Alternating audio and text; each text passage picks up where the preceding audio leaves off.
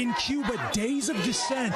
You heard about the protests in Cuba. Listen to the calls and the voices of the Cuban people. They are demanding libertad, liberty. Alian Collazo, the organizer of this protest near the White House, says when American reporters say they are demanding food and COVID-19 vaccines, they're just not telling the truth. In which video are people yelling out, we want food? None. What they were yelling was, abajo el comunismo, down with communism, and they were yelling loud and clear, libertad.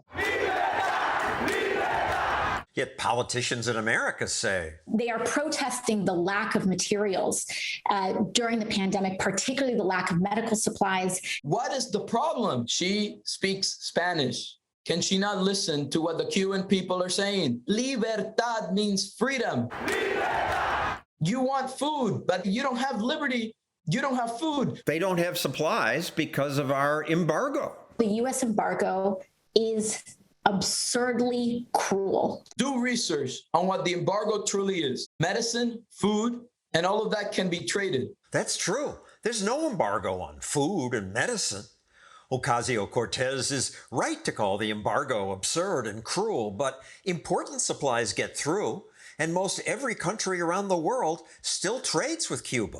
The real problem is communism. When the government controls your business, 100% of it, when you can start your business, when you can close it, guess what happens? People don't have food. All of the resources of you as an individual end up, you know where? In the hands of the state. That's what causes Cuba's poverty. the buildings are crumbling.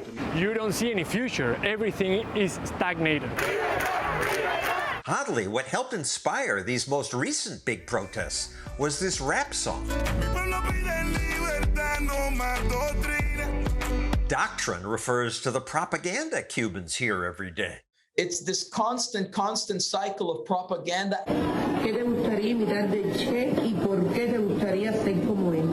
Lie after lie after lie. Many Cubans realize they've been fed lies. Now they protest, even though they may be attacked by police. Still, Black Lives Matter came out with a statement defending Cuba, saying, Cuba has historically demonstrated solidarity with oppressed peoples. If they truly did that, they wouldn't be killing the Cuban people right now. Black Lives Matter protesters would say, the same thing happens in America. We're oppressed. There's a difference here in America. You're not going to be sent to jail for doing that, okay? Some people were. Yes, but they have a process of showing that what they did was legal, and they can get a lawyer and they can have a real court hearing. That does not exist in Cuba. Other Americans, like Michael Moore, defend Cuba for its free services. I took my group of sick Americans to a hospital to see if they could get some care. They didn't ask for money or an insurance card. At that time, Moore told me, if there's one thing they do right in Cuba, it's health care. Free hospitals. Free? Okay. Go to a hospital in Cuba, they don't even have an aspirin. So, it's free. Yeah, it's free. It's horrible. If you're an outsider or foreigner that can pay in hard currency, like Michael Moore's documentary, they'll take you to the nice hospital that has bed sheets. He experienced a hospital that has electricity. Yet when President Biden's press secretary was asked, do you think that people are leaving Cuba because they don't like communism?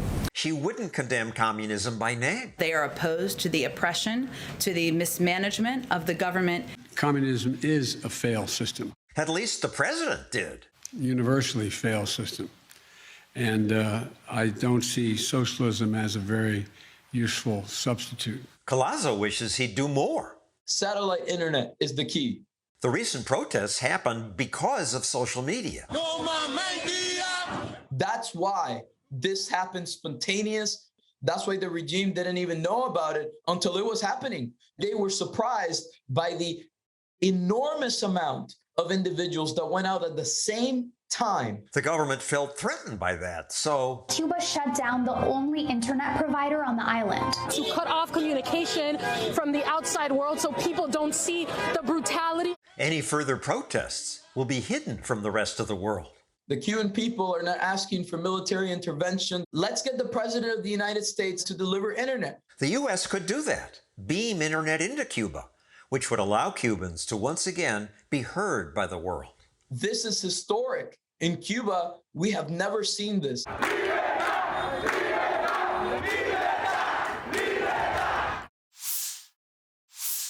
Hope you enjoyed this video. Please subscribe and hit the notification bell. And click this button if you want to help us make more.